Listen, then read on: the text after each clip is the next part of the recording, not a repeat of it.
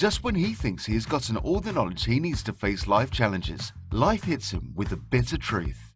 Sam has recently graduated from university and started his first full-time job not long ago. Luckily for Sam, he is among the few who wants to use their money wisely. Unfortunately, Sam doesn't know how to. No one taught him about tax, pensions, or investing. At school, and all the jargon and numbers are confusing. He doesn't know where to begin. Sam remembered something old Tom said to him years ago. Old Tom lived up the street from Sam's childhood home and seemed to just sit around all day. Old Tom had told Sam to invest wisely while you're still young. It's either you do that or inherit this chair when I'm gone, Old Tom would say. Sam decided not to end up like Old Tom. First thing first, he needed to learn more about money. He Googles financial planners in his area. There were so many. The more expensive ones wanted him to pay hundreds in fees, with some wanting him to have $50,000 to invest just to get an appointment. Even the cheaper ones were too expensive. And besides that, how was he going to tell if they were even any good? Why didn't his professors make financial education compulsory for all in school? How can something so vital to people, especially the youth, and yet ignored by all? He had heard his parents discussing with friends how they had been given bad advice from someone charging a lot of commission, and now they were worried about their retirement. Sam decided he needed to understand all this financial planning stuff for himself, so he could take control. But now he just had to work out how. Then Sam remembered Dave, a friend he had met at his sports club. He had given Sam some great advice while he was trying to figure out how to get a job, and Sam liked to think of Dave as a finance wizard. Dave must have read 1 million books on the subject. Or maybe not 1 million, but I bet it was up to 1 million words. And Sam was on his way to visit finance wizard Dave. Sam again wondered why he didn't learn more about financial planning at school. On arrival, Sam asked how he could become a finance wizard too. Dave chuckled. "There is no wizardry," he said. "Like magicians, a lot is just an illusion. People like to use complicated jargon to justify high charges." Dave smiled at Sam with a twinkle in his eye and said, "Sam, let's start a finance romance, shall we? So let's start with the basics. There are really only 4 places your money can go. You can pay taxes, you can pay off debt, you can invest it, or you can spend it now. Let's break down each of those a bit further. Taxes. The government wants us to pay taxes, as it helps pay for all the things that everyone uses. It also means that the most fortunate can help out the less fortunate. That made sense to smart Sam, and he was happy to contribute. The tax authority, called the HMRC, collects taxes for the government. They want us to pay taxes, so they actually make it quite easy, explained Dave. For a lot of people, their tax is paid by their employer, and they don't actually need to worry about doing anything else. Dave explained that Sam would only need to submit a tax return each year if certain conditions were met. Luckily, Sam did not need to do this for this year. "Sam," said Dave, "you really want to avoid having debt. It stills your future. Debt used to pay for assets and education may be a bit different if it's used wisely, but a rule of thumb is that if you need to borrow, you will be left in sorrow." "Okay," said Sam, "but I already have some debt. What should I do?" "That can be taken care of," said Dave. "As long as your debt is still manageable, we can create a plan to pay it off quickly." Sam did a quick list of what he owed and found that it was actually a little more than what he thought. They worked out that if he paid off the debt that had the highest interest rate first, he could save over half of his interest payments and get out of debt quicker, without paying more each month. The next thing to discuss was investing. Dave looked at Sam a bit more intently. "Sam," he said, "starting investing while you are young is probably the smartest decision you can make. For all the terminology, there is likely only to be 4 things you can do. The first thing you need to do is to start investing early. There is something powerful called compound interest." Sam had heard of it, but wasn't sure he fully understood. Dave explained that compound interest is basically building interest on interest. Einstein is quoted as saying, "Compound interest is the 8th wonder of the world. He who understands it earns it, he who doesn't pays it." Dave could see the importance wasn't sinking in. He stopped and then said, "Sam, let's put it this way. Let's take an investment of $10,000. If you invest it when you're 25 and get a 7% interest, it will be worth $150,000 when you are 65. If you waited until 35 and then invested it, it would be worth 76,000. If you waited another 10 years, it would only be worth 39,000. At 55, it would be worth 20,000. So really, it is a question of if you want your original 10,000 to be worth 150,000 or 20,000 when you retire. Sam's eyes lit up. He knew he needed to start now.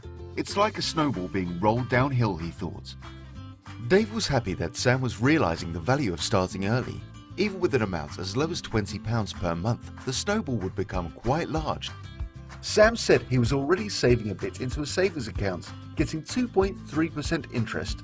Dave asked Sam how much he thought that he would get at 65. Sam was pretty good at math, so he realized that 2.3% was roughly 1/3 of 7%. So he took a guess, saying 50,000, a third of 150,000. Then Dave shocked Sam, showing him that it's actually more like 25,000, half of Sam's 50,000 guess, and much lower than 150,000. Sam realized time and interest had a big effect. Dave then went through the second thing that could be done. Reducing fees and taxes can have a massive effect. Let's take an example of 3% fees to a fund manager, someone who is actively investing your money for you. Sam thought that sounded like a reasonable amount given the importance. Dave then shocked Sam. With a 3% fee, that 150,000 would only be 44,000. Very few fund managers could justify that high fee, and it was almost impossible to tell or get access to those which do. Reducing taxes was just as powerful and could be done through a pension and investment ISA. Thirdly, Dave went on to explain about how investing in a variety of types of investments and companies would be a safer way to invest. Through something called index funds, Sam would be able to invest a little bit in a lot of companies, which sounded great as he didn't know which ones would do well. They finished with the fourth thing he could do, which was something called rebalancing, which was basically once a year selling investments that have done well and buying ones that had done badly. Or another way to say it, sell high, buy low. Sam, while starting to get more confidence in his understanding, tentatively said, I should probably start now and invest in low-fee index funds through something which is tax-friendly. Sam was starting to understand. Dave smiled and quoted Warren Buffett.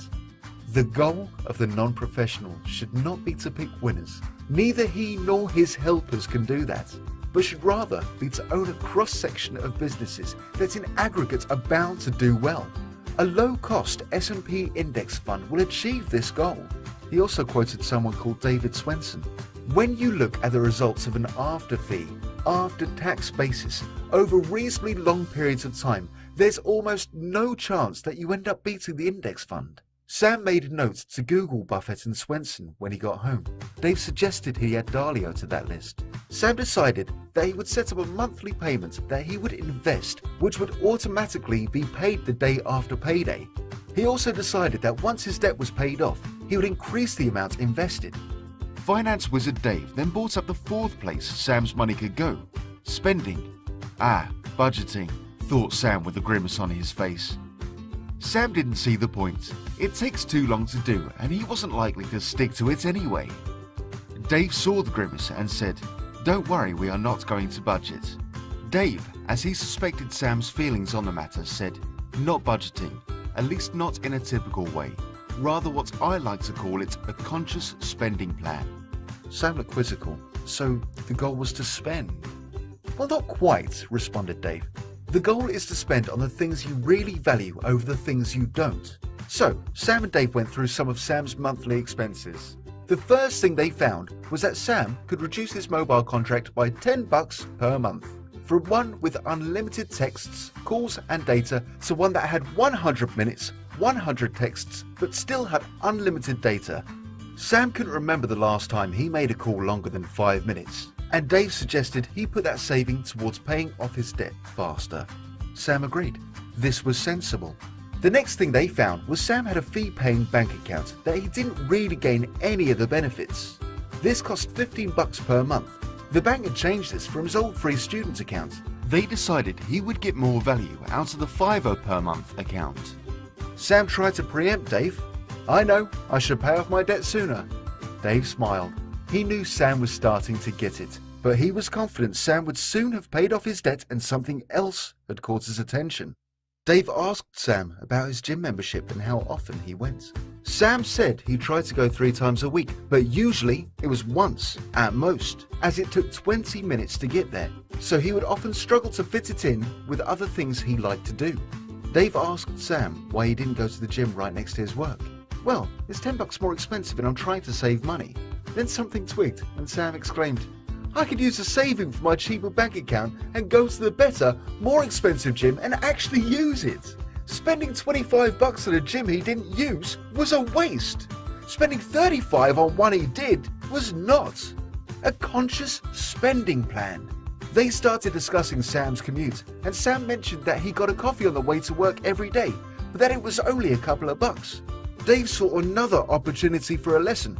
He knew how much Sam earned and did a quick calculation. "So Sam," he said, "you're working 48 hours a year to pay for that coffee. I'm not saying you shouldn't enjoy it if it's something you value, but know what it's worth to you." Sam thought about it and realized he just drank the coffee out of habit. Instead, he decided he'd buy a drip filter coffee machine for a tenner and make his own. Sam also thought that he would enjoy the ritual each morning of taking a few minutes to make his coffee. The working out this would save over $400 per year. Dave knew Sam had a passion for rock climbing, so he suggested that he should put his savings into a separate bank account called Lifestyle Fund and set up an automated payment. With the savings, he'd go on climbing trips in Europe every summer, something he never thought he could have afforded on his salary. Sam thanked Dave and realized this finance stuff wasn't as tough as he once thought. He wondered what all the fuss was about. He knew, while he understood a lot more, some of it would take a while to fully sink in. But that was okay. He was taking the first important few steps. Sam and Dave agreed to meet up again for a more in-depth look at each area and bring it all together into a manageable plan.